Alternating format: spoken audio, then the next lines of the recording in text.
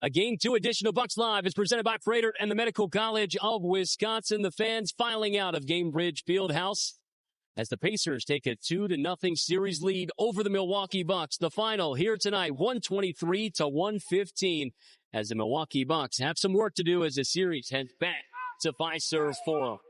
Giannis Antetokounmpo putting up another freakish stat line here tonight, 34, 18, and 7.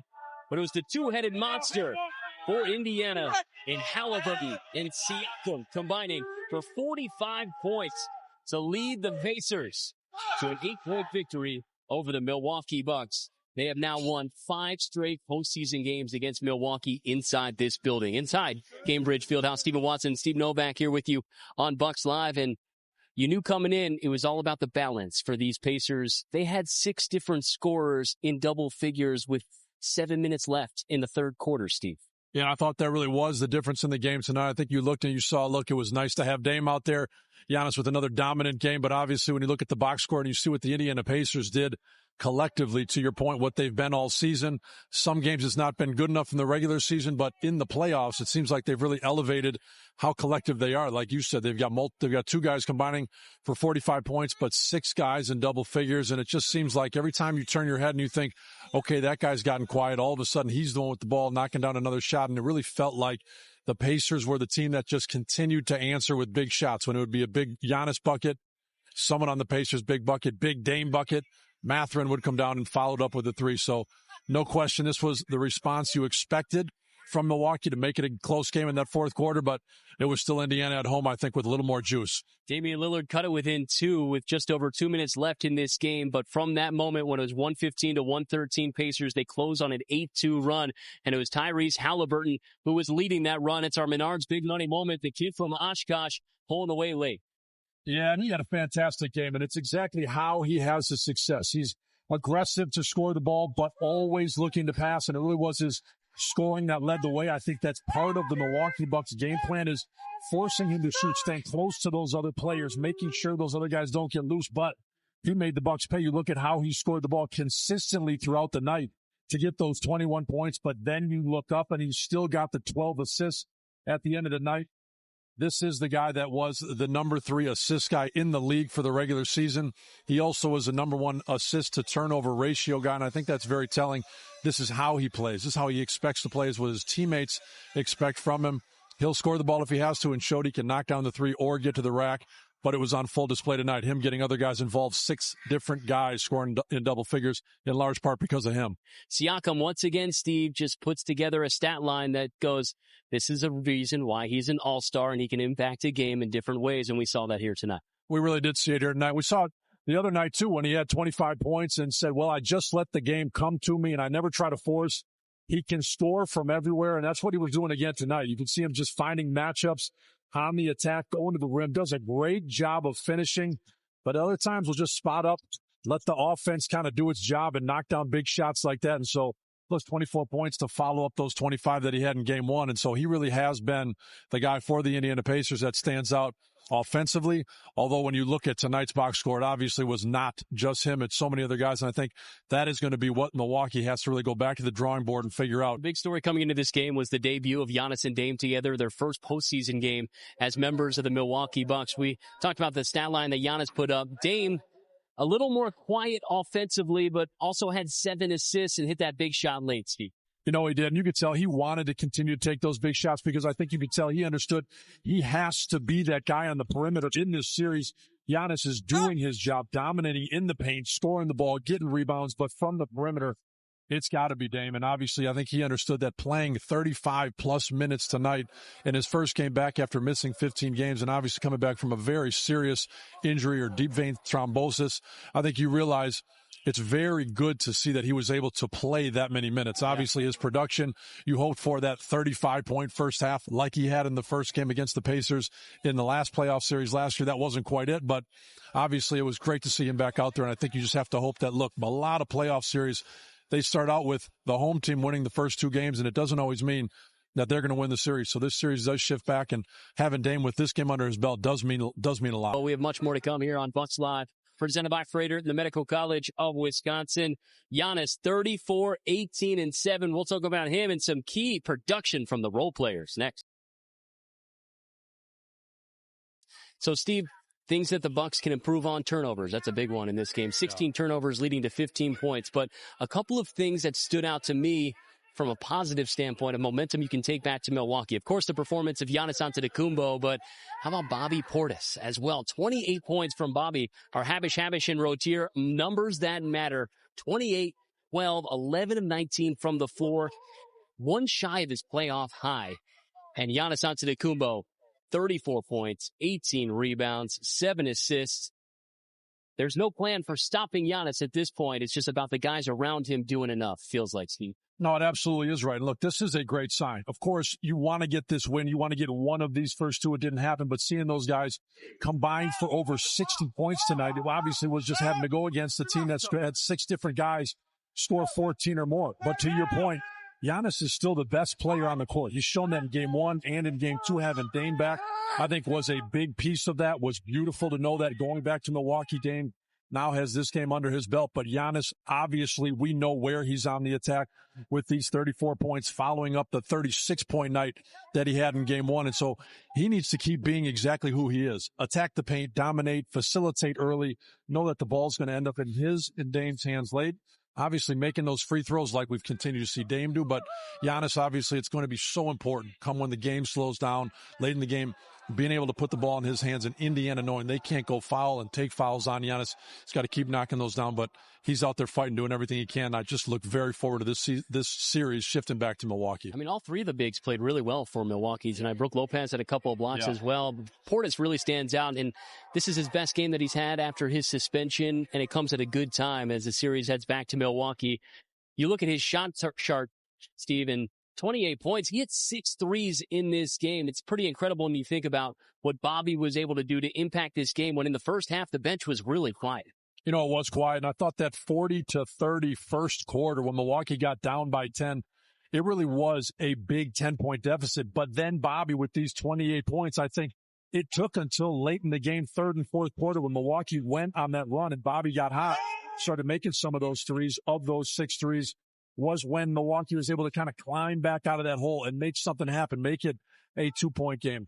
But to your point, if the 3-point shots don't fall, if Bobby doesn't get going like that, it never becomes a game. And I do think there's a big difference between losing another game here and losing this game the way that they did. They did fight back. They did start to make shots. You do have Dame with this game under his belt. You do have Bobby with a 28-point game and Giannis with another 34 and 36-point game. So a lot of good things. None of that matters at the end of the day. You've got to get wins in the playoffs or the season is over. But I do think this is still a very young series, a lot of basketball to be played. And we have seen some really good things in game 1 and game 2, including A.J. Green getting hot. And I think there's one name that's important to mention here in game 2, and that's Kyle Kuzma. We know what he did or wasn't able to do in game 1 and impact the game offensively on the floor. He had an 8-point third quarter, finished with 12 points. Seemed like he understood that he had to rise to the moment, and he did that, especially in the second half here tonight. You know, he did, and I think it's also very telling that when Milwaukee made their run and made their push, it was when Kuzma was scoring the ball, when he was on the attack. Those are some really tough finishes, and he continued to be aggressive. Some guys can kind of get the yips. They can get quiet. They can go away. They can shy away from continue to attack. That is the opposite of what we saw from Kyle Kuzma, and I think that's a great thing, knowing that the energy, the home crowd, the fact that this team is continuing to figure out this Indiana Pacers playoff team is a very good thing. And so seeing what he did, to your point, having a bad game, not scoring any points, not showing up on the box score in game 1, it looked bad. But he responded, I think, like you would hope he would, and like I think Coach Doc expected him to, said he's a very good player. We have high expectations of him. He's going to come out and play better, and he did exactly that. All right. 2-0 here inside Gamebridge. Series heads back to Milwaukee. An opportunity for the Bucks to respond on their home floor. But before then, we're going to hear from head coach Doc Rivers on the other side.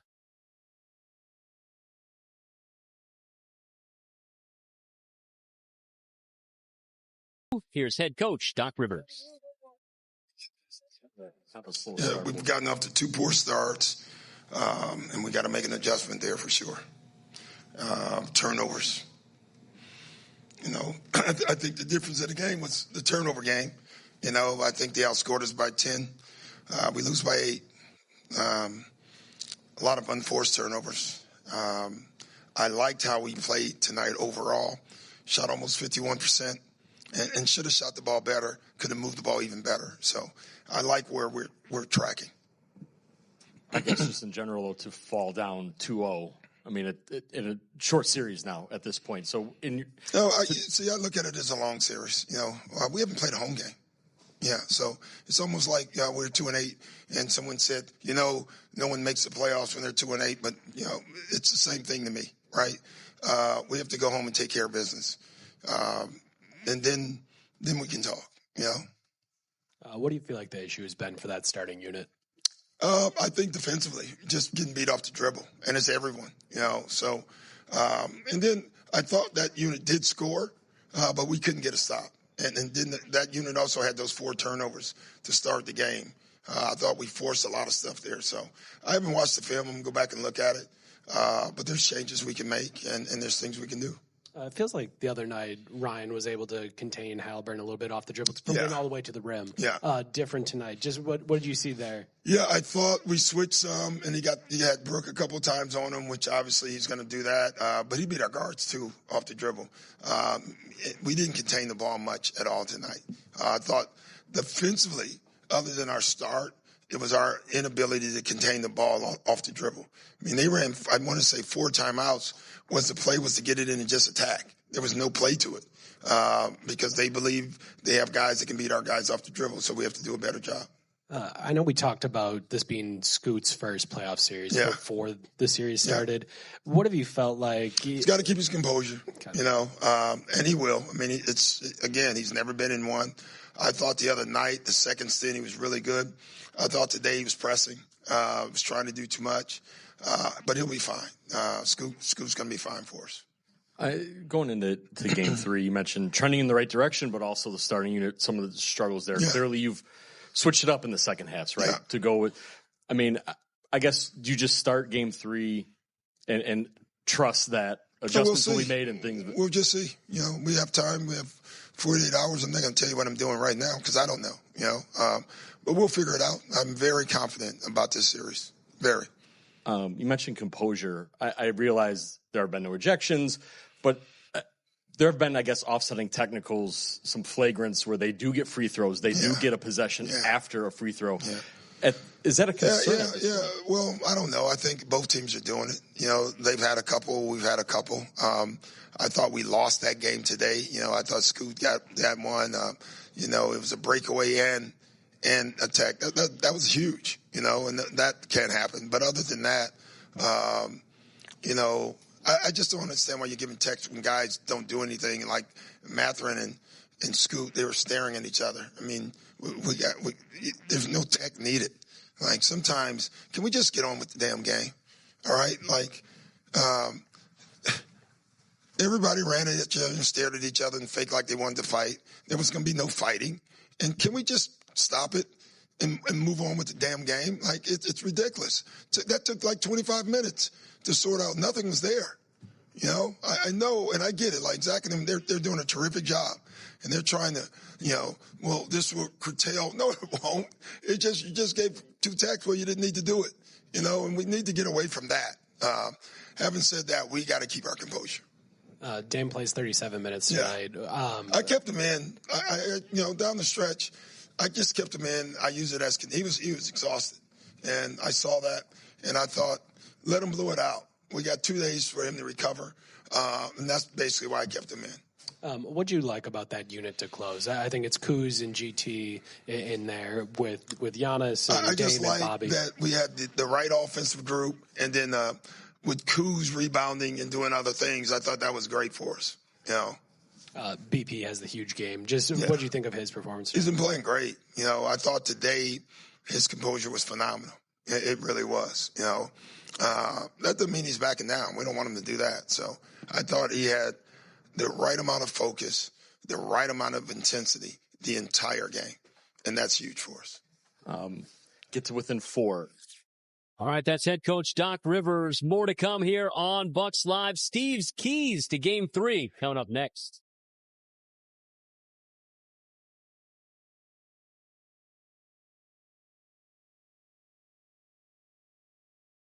Let's take a look at the rest of the schedule for this postseason matchup. Best of 7 series as it heads back to Milwaukee beginning on Friday night at Fiserv Forum. So the Bucks are going to host the Pacers for 2 games. It's Friday and then Sunday night before they come back, we hope, here to Gamebridge Fieldhouse this time next week on Tuesday. So a big opportunity for them to go back for Game 3, 7 o'clock, and then Game 4, a little late night edition of Bucks Live here on FanDuel Sports Network. Steve?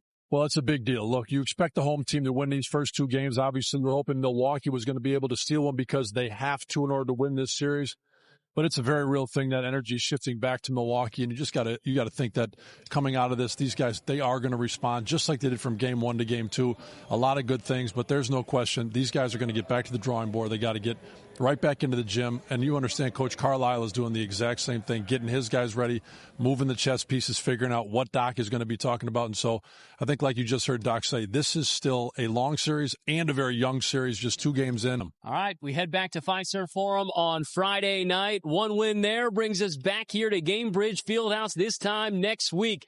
Tonight, the Pacers with a wire-to-wire win over the Milwaukee Bucks, 123-115. We'll see you back here on FanDuel Sports Network Friday night from Fiserv Forum.